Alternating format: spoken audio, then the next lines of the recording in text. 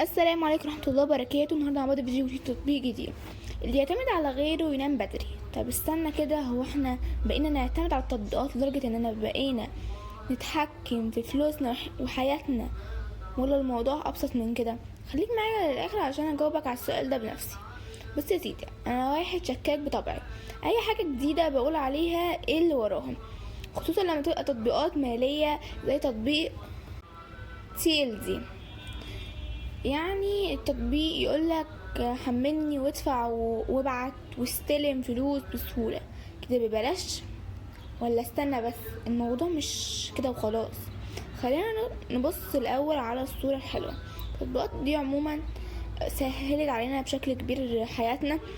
بقت بدل ما تقف في طوابير بنك أو تدور على دفع فواتير متابعة مصاريفك، كلها بقت أسرع بكتير. والتطبيق ده زي تليدن بيحول ويقدم لك نفس الفكرة حسب الرقمي الكارت تدفع بيها، وتتحكم كامل في فلوسك من غير وجع دماغ.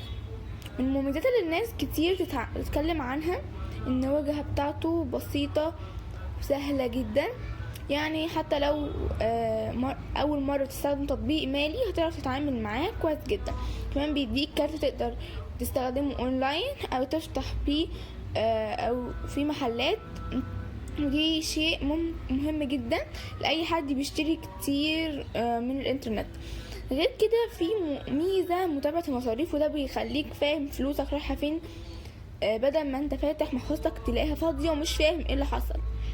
بس في جزء بقى اللي الناس مش بتحبه بس انا بحبه، العيوب. ناس كتير اشتكت من الرسوم قوي.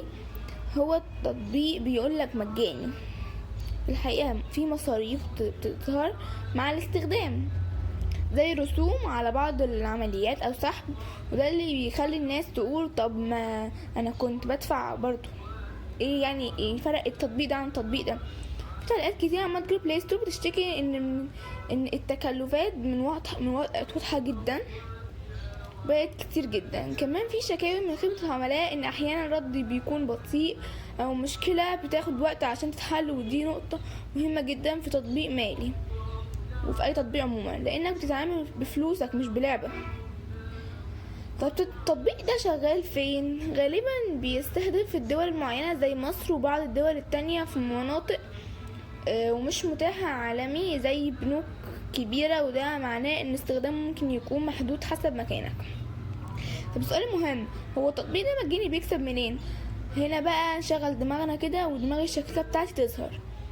التطبيقات دي عادي بتكسب من رسوم صغيرة بتتجمع او من عمليات الدفع او من شركات تانية. يعني كل مرة تستخدم كارت فيها تعمل عملية فيها نسبة صغيرة بتروح ليهم، مش حاجة واضحة بشكل مباشر لكنهم موجودة. اما بقى رأي الناس، فلو بصيت على تعليقات الناس هتلاقي مش ابيض ومش اسود. في ناس مبسوطة جدا بتقول ان التطبيق تحفة فنية وعملي جدا، وفي ناس تانية متضايقة من الرسوم او مشاكل التقنية، وده طبيعي جدا لأي تطبيق جديد لسه بيكبر. طيب لو مش مرتاح، في بدايل تانية ليه. التطبيق ده مميزاتهم كتير وعيوبهم كتير، وفي بدايل عموما.